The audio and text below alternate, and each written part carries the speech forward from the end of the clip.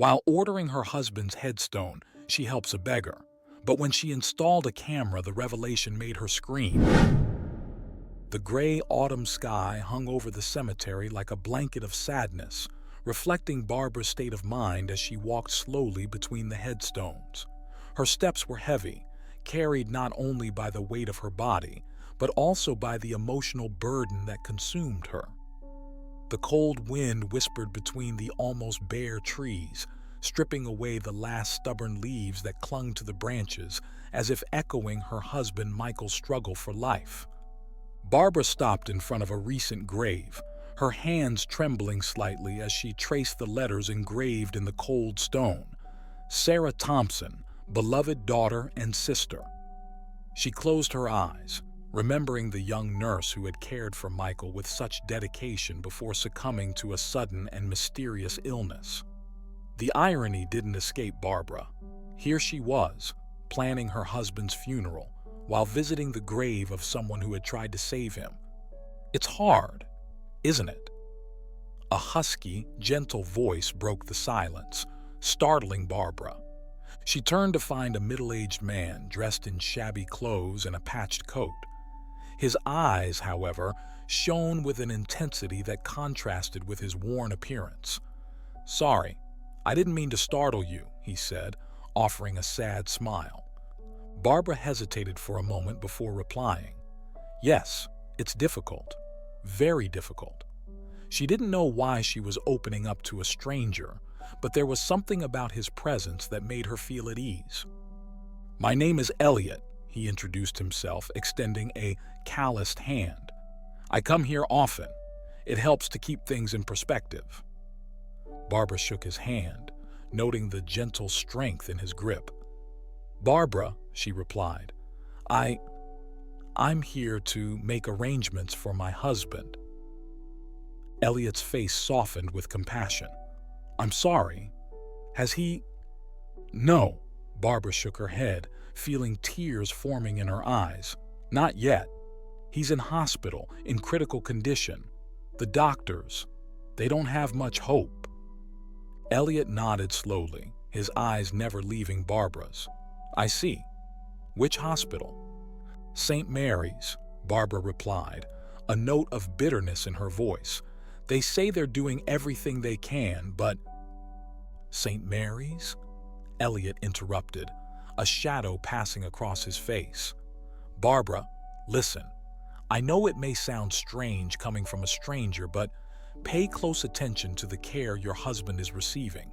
Things aren't always what they seem." Barbara frowned, confused and a little alarmed. "What do you mean?" Elliot looked around as if afraid of being overheard. "Just be vigilant. Trust your instincts. If something seems wrong, it probably is." Before Barbara could question further, Elliot walked away, disappearing between the gravestones as quickly as he had appeared. She stood there, perplexed, his words echoing in her mind. The rest of the afternoon passed in a blur as Barbara discussed the details of the funeral with the cemetery director. Each decision, the choice of coffin, the grave site, the flowers, was like a little stab in the heart. How could she be planning the end of Michael's life when he was still breathing, still fighting? As she left the cemetery, Barbara felt the weight of her wedding ring on her finger. She remembered the day Michael had put it there, his eyes shining with love and promises of a future together. Now that future was crumbling in front of her, and she felt powerless to stop it. The way back to the hospital was a journey through a city that seemed to have lost all color. The streets, once vibrant and full of life, now seemed cold and indifferent to her pain. Barbara parked her car in the familiar St. Mary's parking lot, her heart heavy at the prospect of another night of vigil at Michael's bedside. As she walked through the sterile corridors of the hospital, Elliot's words came back to her. "Pay close attention to the care your husband is receiving." What did he mean by that? Barbara had always trusted the doctors and nurses, believing that they were doing their best for Michael. But now, a seed of doubt had been planted. On entering Michael's room, Barbara was greeted by the rhythmic, monotonous sound of the machines that were keeping him alive. She sat down next to him, taking his inert hand in hers. "Oh, Michael," she whispered, "what's really going on here?" That night, as she watched the nurses come and go, checking monitors and adjusting medications, Barbara began to notice things that had previously gone unnoticed. A furtive glance here, a whispered conversation there. Were they just coincidences, or was there something more sinister going on? Exhaustion finally overcame her, and Barbara fell asleep in the uncomfortable chair next to Michael's bed. Her dreams were restless, full of shadows and whispers, and Elliot's enigmatic figure hovering at the edges of her consciousness. When she woke up the next morning, Barbara made a decision. She couldn't ignore Elliot's warning, no matter how strange it seemed. She needed to know the truth. She needed to make sure that Michael was receiving the best possible care. With renewed determination, Barbara left the room in search of answers. Little did she know that she was about to plunge into a world of secrets and dangers that would test the limits of her love and courage. As the sun rose over the city, casting a golden light through the hospital windows, Barbara prepared herself for a journey that would change her life forever. The encounter in the cemetery had only been the beginning. Now, with a broken heart but an indomitable spirit, she was ready to fight, not just for Michael's life, but for the truth, no matter how painful it might be. The hospital room was immersed in an eerie dimness when Barbara returned, her footsteps echoing softly on the linoleum floor. The constant beeping of Michael's heart monitors was the only sound to break the oppressive silence. She approached the bed, her eyes roaming over her husband's pale, unmoving face, searching in vain for any sign of improvement. Elliot's words in the cemetery still echoed in her mind, a grim warning that refused to be ignored. Barbara sat down in the chair next to the bed, her hands trembling slightly as she opened her handbag. With a furtive glance at the door, she withdrew a small camera, no bigger than a button. "Forgive me, Michael," she whispered, her voice laced with emotion and guilt.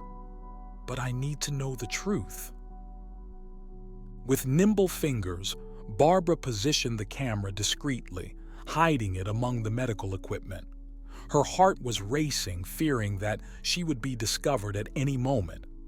When she had finished, she leaned back in her chair, exhausted both physically and emotionally. The hours dragged by, punctuated only by routine visits from the nurses. Barbara watched their every move with new eyes, analyzing every gesture, every muttered word. Was she becoming paranoid, or was something really wrong? When night finally fell, Barbara reluctantly left the hospital, anxiety growing in her chest. At home, she turned on her laptop, connecting it to the hidden camera. The screen flashed, showing Michael's room in real time.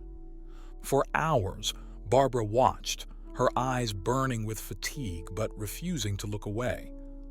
The hospital's nightly routine unfolded before her, nurses making rounds, adjusting equipment, checking vital signs. It was around 3 in the morning that something changed. 2 nurses entered the room, their movements furtive and tense. Barbara leaned forward, her heart racing. One of them, a tall man with gray hair, took a bottle out of his pocket. "Hurry up," he muttered to his colleague. "We don't have much time." Barbara watched in horror as they injected the contents of the vial into Michael's IV. There was no record, no note in the medical chart. It was as if that medication had never existed. "What about the wife?" the younger nurse asked nervously. The older one shrugged. "She doesn't know anything. Besides, soon we won't have to worry about her." Barbara stifled a scream, her hands shaking violently. What had they done to Michael? What were they planning to do to her? In the days that followed, Barbara lived in a constant state of terror. Every visit to the hospital was torture, forcing herself to act normally while her world collapsed around her. She watched the nurses with a mixture of fear and anger, trying to decipher their gazes, their coded words. At night, she obsessively reviewed the recordings, documenting every irregularity, every suspicious procedure. She saw medicines being changed, dosages altered, tests falsified. It was a nightmare unfolding before her eyes, and Michael was trapped in the middle of it. One afternoon, while sitting next to Michael, Barbara noticed a new doctor entering the room. He was young, with kind eyes that contrasted with the worried expression on his face. "Hello, I'm Dr. Robert," he introduced himself, his voice low and compassionate. "I'm new here, and I'm reviewing your husband's case." Barbara watched him carefully as he examined Michael and the equipment. There was something different about him, a subtle hesitation in his movements that intrigued her. "How long has he been like this?" Dr. Robert asked, frowning at the chart. "Almost 3 weeks," Barbara replied, her voice shaking. "The other doctors, they say there's not much hope." Dr. Robert looked her in the eye, and for a moment, Barbara saw a glimmer of something. Doubt? Concern? Pass across her face. "I understand," he said softly, "but don't give up hope, Mrs. Barbara," she added. "Barbara Thompson." "Barbara," he repeated, a small smile on his lips. "Sometimes miracles happen when you least expect them." As he left the room, Barbara felt a spark of hope ignite in her chest. For the first time in weeks, she didn't feel completely alone. That evening, while reviewing the recordings, Barbara saw something that made her blood run cold. Dr. Robert was back in Michael's room late at night, carefully examining the equipment and the medical records. He seemed tense, constantly looking over his shoulder. Suddenly, the door opened and the gray-haired nurse walked in. Dr. Robert turned around, surprised. "What are you doing here?" the nurse asked, his voice laden with suspicion. "Just doing a routine check," Dr. Robert replied, but his voice betrayed his nervousness. The nurse approached menacingly.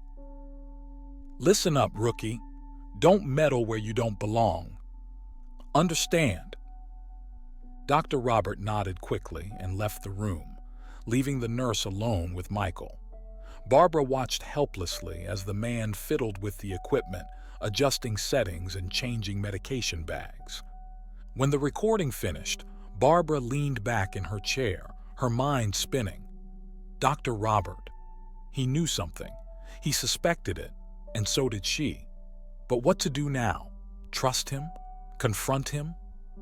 Barbara looked at the photo of Michael on her bedside table, his smile frozen in time. "I'm going to find out what's going on, my love," she promised, her voice laden with determination. "And I'm going to bring you back, whatever it takes." With this promise echoing in her heart, Barbara began to plan her next move. The sinister discovery she had made was only the beginning. Now she was ready to plunge deeper into the shadows of St. Mary's, determined to uncover the truth and save the man she loved. The morning sun filtered through the curtains of the hospital room, casting dancing shadows over Michael's pale face. Barbara, sitting in her usual chair, watched her husband's every subtle movement, desperately searching for any sign of improvement. His eyes, marked by deep, dark circles, reflected sleepless nights and days of incessant worry. A soft knock on the door interrupted her thoughts. Dr. Robert entered, his white coat contrasting with the grim expression on his young face. "Good morning, Barbara," he greeted, his voice low and gentle. "How are you feeling today?" Barbara forced a tired smile. "As always, Dr. Robert, worried, hopeful, scared, all at the same time." The doctor nodded understandingly, moving closer to examine Michael. His movements were meticulous, almost hesitant, and Barbara noticed the way his eyes roamed over the equipment and the medical records with unusual intensity. "Dr. Robert," she began, gathering her courage. "Can I ask you a question?" He turned to her, one eyebrow slightly arched. "Of course, Barbara. What is it?" Barbara took a deep breath, her heart racing. What's really going on here? With Michael, with this hospital? Something's not right, is it? The doctor's face paled visibly. He glanced quickly at the closed door before leaning closer to Barbara, his voice no more than a whisper. How do you know?" "I've seen things," Barbara replied, her voice trembling slightly. "Things that shouldn't be happening, medicines being changed, strange procedures." Dr. Robert closed his eyes for a moment as if fighting an internal battle. When he opened them again, there was a fierce determination in them. "Barbara, we need to talk, but not here. It's too dangerous." He scribbled something on a piece of paper and handed it to her. "Meet me at this address tonight at 8 p.m. Come alone and make sure you're not being followed." Barbara nodded, feeling a mixture of fear and relief. Finally, someone who could help her understand what was going on. The next few hours passed in a blur of anxiety and anticipation. Barbara could barely concentrate on her daily tasks, her mind constantly returning to the imminent meeting with Dr. Robert. When night finally fell, she found herself driving to a quiet residential neighborhood on the outskirts of the city. The address led her to a small brick house with a well-kept garden.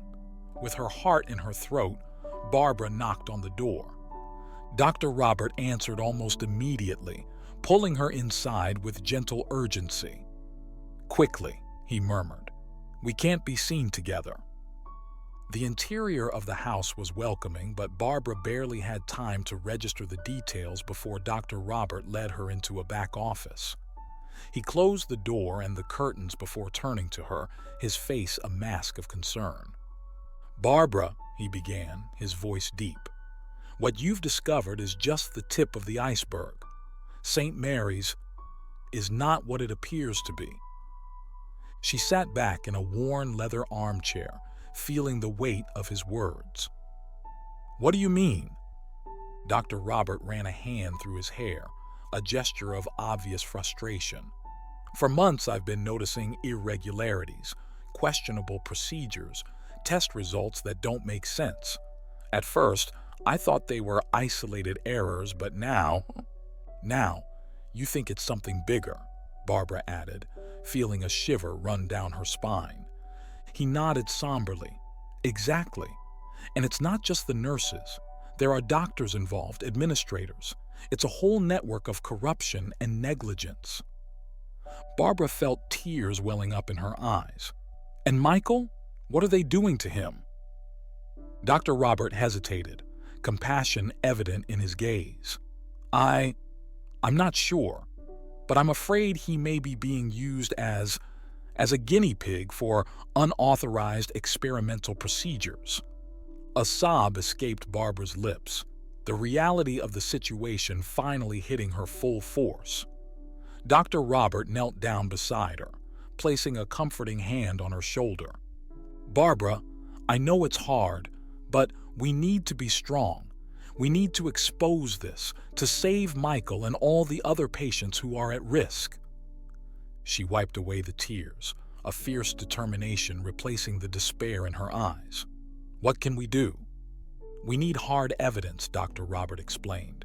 "Documents, recordings, testimonies. It won't be easy and it will be extremely dangerous, but it's the only way we can stop it." Barbara nodded, remembering the hidden camera in Michael's room. I've already started collecting evidence.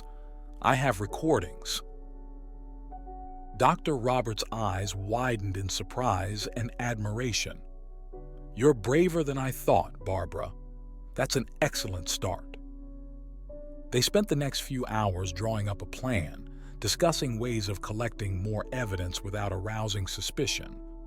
The night wore on, but time seemed to stand still for the two of them, united in their mission to uncover the truth. When they finally said goodbye, it was almost dawn. Dr. Robert accompanied Barbara to the door, his face a mixture of concern and determination. "Remember, Barbara," he said softly, "we need to be extremely careful. These people are dangerous and they won't hesitate to silence us if they find out what we know." Barbara nodded, feeling the weight of responsibility on her shoulders. "I understand. And thank you, Dr. Robert, for believing in me, for helping me." He smiled softly. "We're allies now, Barbara.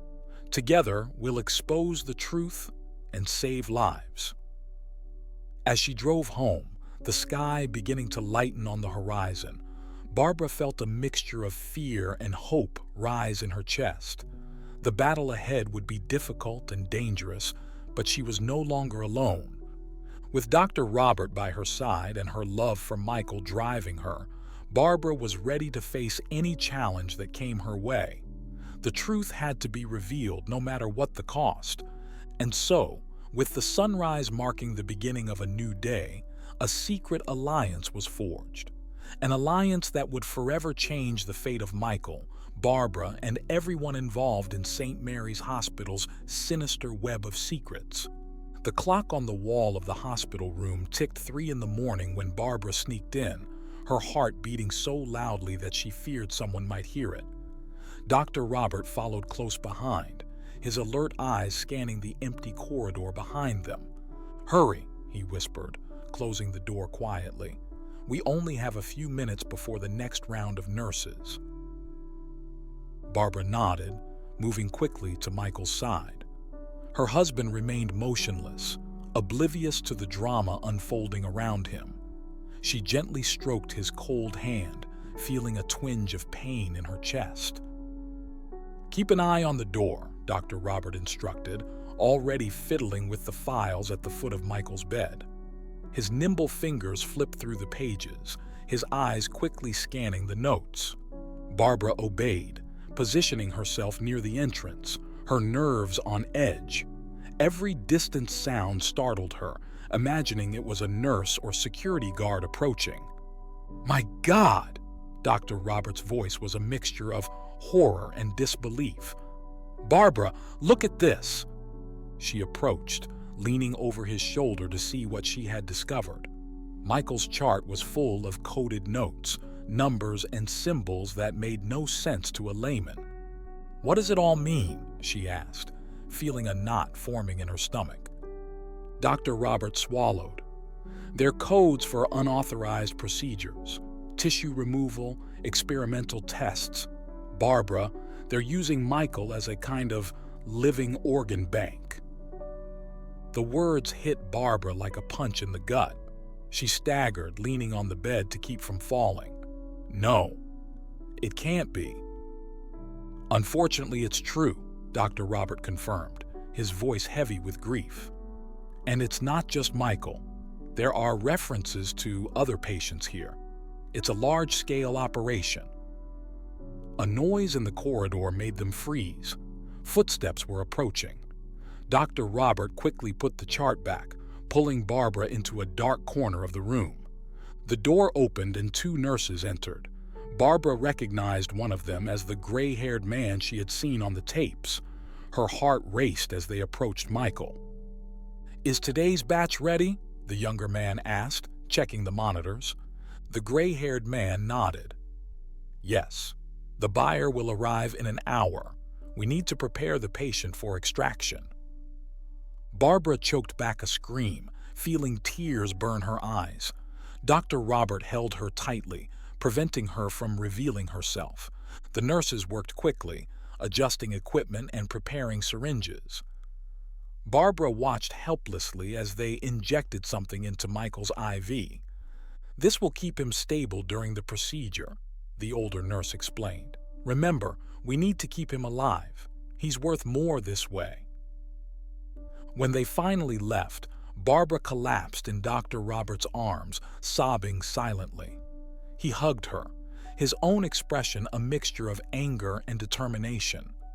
"We'll stop them, Barbara," he promised. "Now we have hard evidence.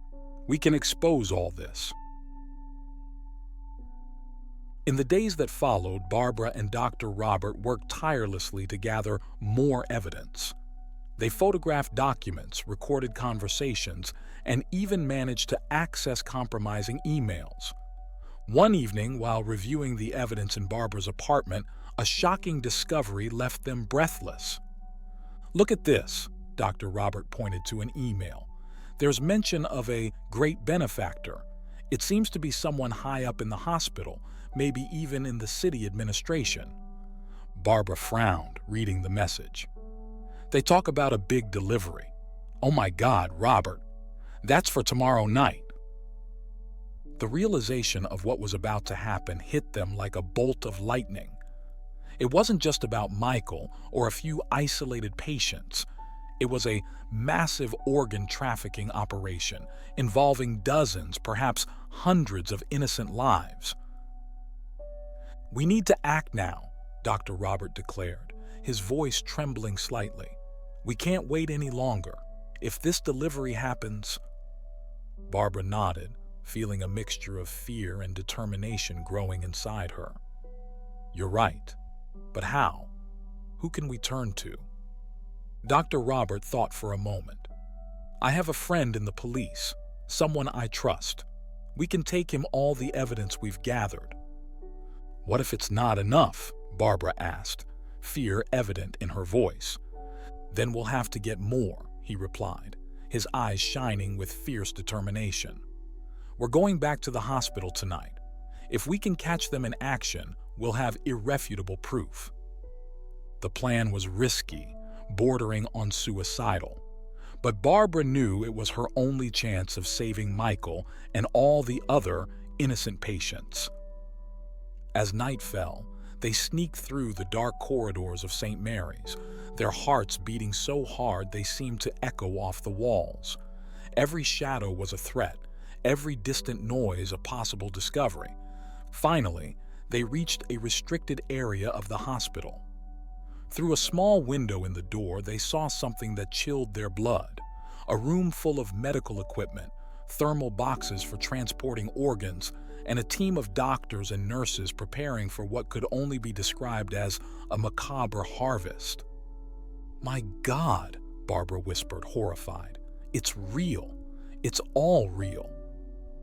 Dr. Robert already had his cell phone in hand, recording the scene. "We have to keep going. We need faces, names." A sudden shout made them jump. "Hey, what are you doing here?" They turned to see a security guard rapidly approaching, his face a mask of fury and suspicion. "Run!" Dr. Robert shouted, pushing Barbara away. They ran down the corridors, the sound of heavy footsteps and shouting behind them. Barbara felt panic rising in her chest, but she forced herself to keep going. She couldn't stop now, not when they were so close to exposing the truth. As they ran towards the exit, Barbara could only pray that they had enough evidence, and that it wasn't too late for Michael and all the others trapped in that sinister web of corruption and greed. The chapter ends with Barbara and Dr. Robert narrowly escaping the hospital, breathless and terrified, but determined to use what they have discovered to bring down the organ trafficking network, no matter the cost. Barbara's apartment was immersed in an eerie dimness, lit only by the bluish light of the laptop on the living room table. Barbara and Dr. Robert were leaning over the screen, their tense faces reflecting the digital glow as they reviewed the evidence collected the night before. "This is unbelievable," Barbara murmured, her voice shaking with exhaustion and horror. Over the last few hours, they had plunged deep into the abyss of corruption and cruelty that lurked behind the white walls of St. Mary's Hospital. Dr. Robert nodded gravely, running his hand through his disheveled hair. "It's worse than we imagined, Barbara. Much worse." The images on the screen told a sinister story. Coded patient lists, records of unauthorized procedures, encrypted emails discussing deliveries and harvests. Each new detail was like a stab in Barbara's heart, reminding her of the imminent danger facing Michael and so many other innocent patients. "We need to act fast," said Dr. Robert, his voice laden with urgency. "The longer we wait, the more lives are at risk." Barbara agreed, feeling a mixture of fear and determination rise in her chest. But who can we take this to? Who can we trust? Before Dr. Robert could answer, a sharp sound cut through the air. Barbara's cell phone. She stared at the screen, her face paling instantly. "It's the hospital," she whispered, panic evident in her voice. Her hands shaking, she answered the call, putting it on speaker so that Dr. Robert could hear. "Mrs. Thompson." The voice on the other end was cold, professional. "This is Dr. Simmons from St. Mary's. We'd like to discuss options for your husband's ongoing treatment. Would it be possible for you to come to the hospital this afternoon?" Barbara exchanged an alarmed glance with Dr. Robert. "Of course," she replied, trying to keep her voice steady. "I'll be there in a few hours." As soon as the call ended, Barbara collapsed in her chair, silent tears streaming down her face. "They know," she whispered. "Somehow, they've figured out what we're doing." Dr. Robert knelt beside her, holding her hands tightly. "Barbara, listen to me. We can't panic now. This could be our chance to get more evidence, to confront them directly." She stared at him, her eyes reflecting a mixture of fear and determination. What if they do something to Michael? What if it's too late? "It won't be," Dr. Robert promised, his voice gentle but firm. "I'm going with you. I won't let anything happen to Michael or to you." The next few hours were a whirlwind of preparations. Barbara and Dr. Robert carefully planned every detail of their visit to the hospital. Micro cameras were hidden, recorders activated, and an escape plan drawn up in case things went wrong. When they finally arrived at St. Mary's, the afternoon sun cast long shadows over the parking lot, like shadowy fingers reaching out to unsuspecting visitors. Barbara felt a chill run down her spine as she walked through the familiar corridors, now charged with an atmosphere of veiled menace. Dr. Robert followed close behind, his face a mask of professional calm, but Barbara could feel the tension emanating from him. Together, they entered the office of Dr. Simmons, a middle-aged woman with cold eyes and a smile that didn't reach her eyes. "Mrs. Thompson, how nice of you to come," Dr. Simmons greeted, her gaze lingering on Dr. Robert with barely concealed curiosity. "And I see you've brought company." "This is Dr. Robert," Barbara introduced, trying to keep her voice steady. "He's been following Michael's case closely." The atmosphere in the room was dense, charged with unspoken tension.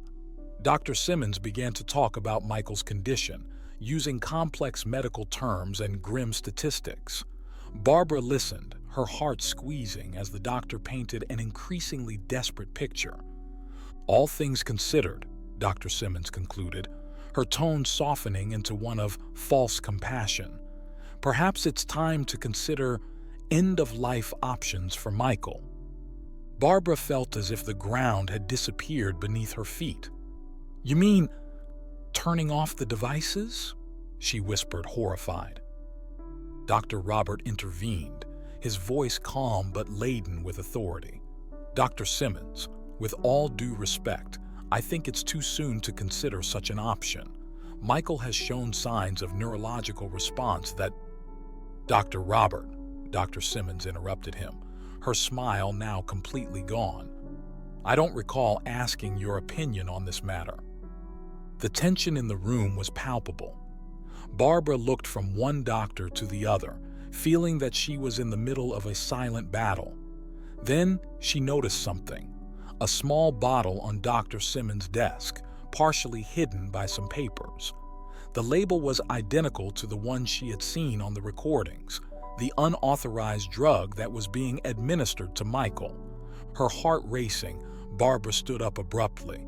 I need a moment, she stammered. Can I use the restroom? Dr. Simmons nodded, her eyes following Barbara suspiciously as she hurried out of the room. In the corridor, Barbara took a deep breath, trying to calm her frayed nerves. She knew she had to act quickly. With determined steps, she made her way to Michael's room. As she entered, her heart almost stopped.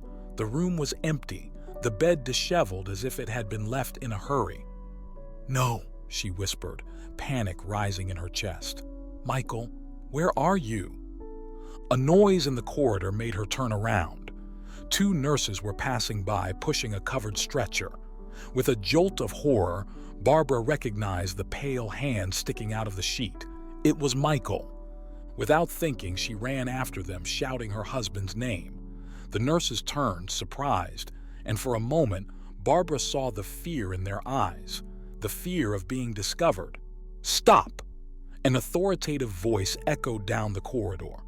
Dr. Robert came running, closely followed by Dr. Simmons and 2 hospital security guards. Chaos ensued. Nurses were shouting, security guards were advancing, and in the midst of it all, Barbara was struggling to get to Michael. In a moment of clarity amidst the confusion, she saw Dr. Robert hit from behind, falling heavily to the ground. "Robert!" she screamed, horrified. But before she could do anything, she felt strong hands grabbing her arms. The world around her began to spin, and the last thing Barbara saw before everything went dark was Michael's pale, motionless face being carried away. The chapter ends with Barbara losing consciousness, leaving the reader in suspense about the fate of Michael, Dr. Robert, and Barbara herself, while the hospital conspiracy seems to be reaching a dangerous climax.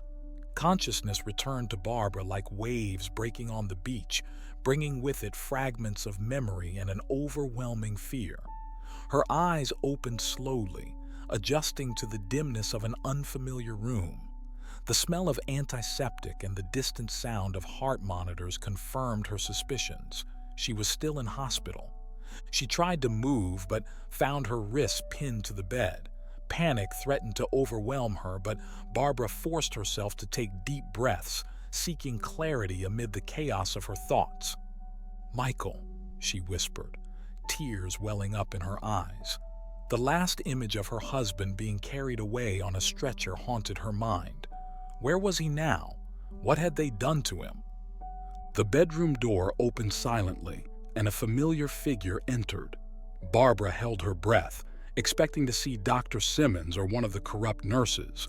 But to her surprise and relief, it was Elliot, the enigmatic beggar from the cemetery. "Elliot?" she muttered, incredulous. What's going on?" He approached the bed, his eyes shining with an intensity Barbara hadn't noticed before. "Shh," he whispered, starting to loosen the ties on her wrists. "We don't have much time." As he worked, Elliot began to speak, his voice low and urgent. "Barbara, there's a lot more going on here than you realize. This hospital is just the tip of the iceberg."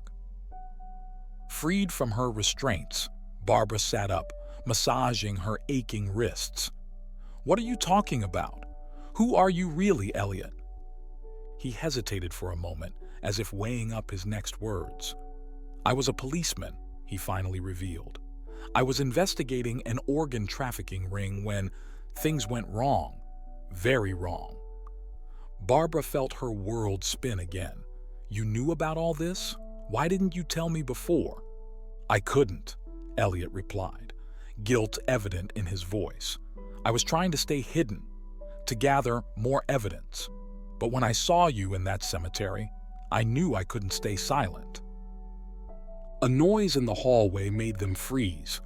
Elliot quickly helped Barbara to her feet. "We need to go, now." They sneaked through the hospital corridors, Elliot guiding them along less used paths. Barbara felt her heart hammering in her chest, every shadow seeming a threat. "What about Michael?" she asked, her voice trembling. "Dr. Robert?" Elliot paused for a moment, turning to face her. "Dr. Robert is alive, but injured. As for Michael, he hesitated. Barbara, there's something you need to know. Before he could continue, excited voices echoed down the corridor. Elliot cursed softly, pulling Barbara into a supply room. Hidden among shelves of medical equipment, Elliot continued his whispered explanation. The organ trafficking network is just part of something much bigger. There are powerful people involved, Barbara. Politicians, businessmen, even... Even what? Barbara pressed, feeling that she was on the verge of a terrible revelation. Elliot closed his eyes for a moment, as if gathering his courage. Your family, Barbara. Some members of your family are involved in this. Barbara's world seemed to crumble. No, she whispered, shaking her head in denial. That can't be true. That's why the pressure to turn off Michael's devices has been mounting, Elliot explained gently. They want his organs, Barbara. Michael is valuable to them. The tears were flowing freely down Barbara's face now, a mixture of horror, anger, and despair taking hold of her. How do you know all this? Elliot sighed heavily. Because I was there when it all started. I was part of the team investigating initially, but when we found out how high up it went, well, some of us were silenced. Others, like me, had to disappear. Barbara felt as if the ground had disappeared from under her feet. Her whole life, everything she believed in, felt like a lie. What do we do now? She asked, her voice a broken whisper. Now, Elliot replied, a fierce determination in his eyes. We fight. We have the evidence you and Dr. Robert gathered. We have my testimony. And most importantly, we have the truth on our side. The sound of approaching footsteps silenced them. Barbara held her breath, feeling fear and adrenaline coursing through her veins. Elliot put a finger to his lips, signaling for them to be silent. The footsteps passed the door, gradually slowing down until they disappeared into the corridor. Barbara let out the breath she hadn't even realized she was holding. We need to find Michael, she said, a new determination in her voice. And we have to help Dr. Robert. Elliot nodded. I know where they're probably keeping Michael, but Barbara, you have to understand. This will be dangerous, very dangerous. Barbara looked at Elliot, her eyes shining with a mixture of fear and courage. I understand, but I can't abandon them. I can't let this monstrosity continue. For a moment, Elliot seemed to see something in Barbara that surprised him. A sad smile crossed her face. You're stronger than you think, Barbara. We're going to need that strength. They walked cautiously out of the supply room, ready to face whatever came their way. Barbara knew she was at a crossroads, that the choices she would make over the next few hours would shape not only her future, but that of many others. As they moved silently through the corridors of the hospital, now a labyrinth of secrets and dangers, Barbara felt a change inside her. The fear was still there, but now it was accompanied by a fierce determination. She would save Michael, help Dr. Robert, and expose the truth, no matter the cost. Elliot's revelations had rocked her world, but they had also given Barbara a clear purpose. The truth, however painful, was the only thing that could end this nightmare. With each step, Barbara moved away from the person she was and towards the person she needed to be in order to face what lay ahead. The road ahead was uncertain and dangerous, but she was ready to take it. The chapter ends with Barbara and Elliot preparing to dive into the darkest depths of the hospital, determined to uncover the conspiracy, save lives, and bring to light a truth that could change everything. The air in the basement of St. Mary's Hospital was thick and stifling, heavy with the weight of the dark secrets that lurked there.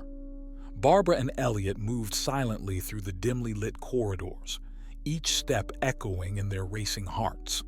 The smell of antiseptic mixed with something more sinister hung in the air, making Barbara fight the nausea that threatened to overwhelm her. "Over there," Elliot whispered, pointing to a door at the end of the corridor. "That's where they keep the specials."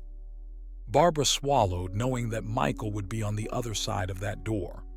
Her Michael, the man she loved, reduced to nothing more than a valuable commodity for these monsters. Anger bubbled up inside her, mixed with paralyzing fear. As they drew closer, the sound of muffled voices reached her ears. Barbara froze, recognizing one of them immediately. It was the voice of her aunt, Margaret, the matriarch of the family who had always seemed so kind and loving. "The auction starts in an hour," Margaret said, her voice cold and calculating. "Make sure all the lots are ready." Barbara felt her world spin. The confirmation of her family's involvement was like a dagger in her heart. Elliot held her firmly, preventing her from falling. "Barbara," he whispered urgently, "I know it's hard, but we need to concentrate. Michael needs you now." Silently nodding, Barbara pulled herself together. They waited until the footsteps had moved away before approaching the door. Elliot worked quickly on the electronic lock, his nimble fingers dancing over the keypad. With a soft click, the door opened. What Barbara saw on the other side almost made her crumble. Rows of stretchers filled the space, each with an unconscious patient.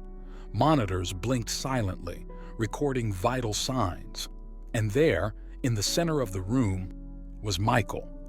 Barbara ran to him, tears streaming down her face. "Michael," she sobbed, stroking his pale face. "I'm here, my love. I'm going to get you out of here." Elliot was already working on the equipment, carefully disconnecting the tubes and wires. "We need to be quick," he warned. "We don't have much time before." His words were interrupted by the sound of the door opening again.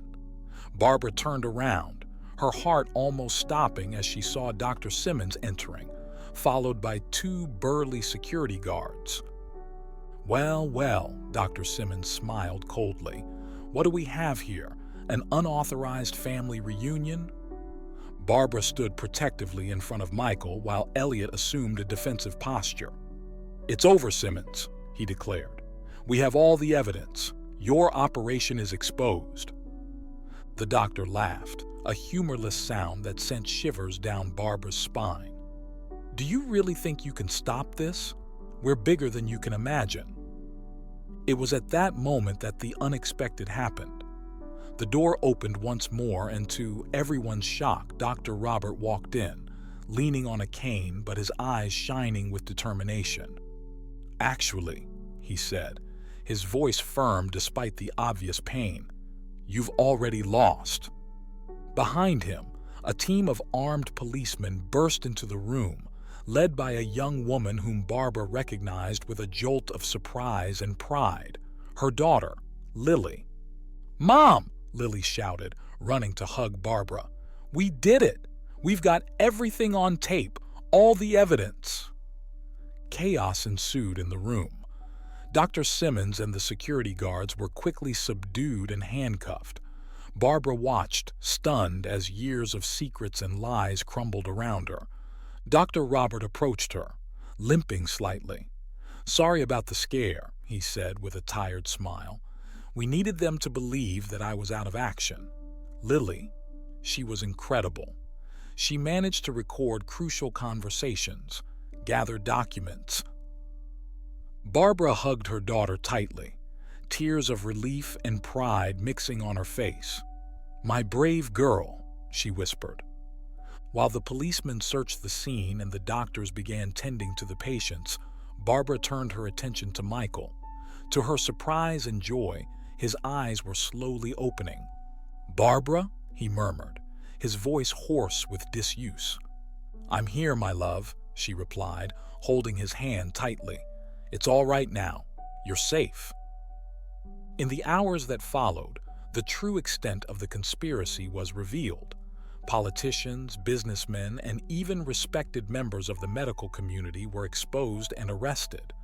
Barbara's family was not spared, with several members, including her Aunt Margaret, being taken into custody. St. Mary's Hospital, once a symbol of healing and hope, was now at the center of one of the biggest medical scandals in history. But from the ashes of corruption, a new hope was beginning to rise. Weeks later, Barbara was at Michael's bedside again, but this time in a sunny room of a different hospital. He was recovering slowly but steadily, each day bringing back a little more of the man she loved. Dr. Robert, now head of a special commission to reform the healthcare system, visited them regularly. Lily, inspired by the events, had decided to pursue a career in law enforcement, determined to fight injustice. As for Elliot, he had disappeared as mysteriously as he had appeared, leaving only a note. Sometimes angels appear in the most unlikely places. Take care. Barbara looked out of the window, watching the sunset paint the sky in shades of gold and pink.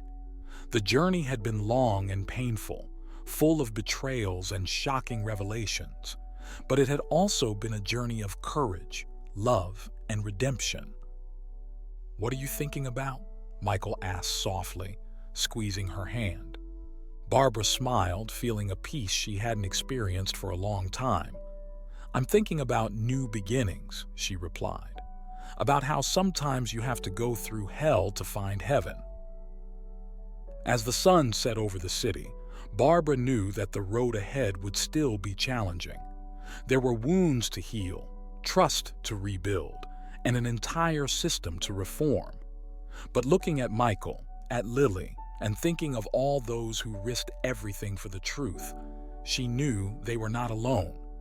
The future, once so uncertain and frightening, now shone with possibilities, and Barbara was ready to face it, one day at a time, with love, courage, and the certainty that, in the end, truth and justice would always prevail. If you enjoyed this story, I invite you to like and subscribe to my channel. Your support motivates me to keep sharing exciting stories nearly every day. Don't miss the next amazing story that's about to unfold on your screen. I greatly appreciate your backing. Hope to see you soon.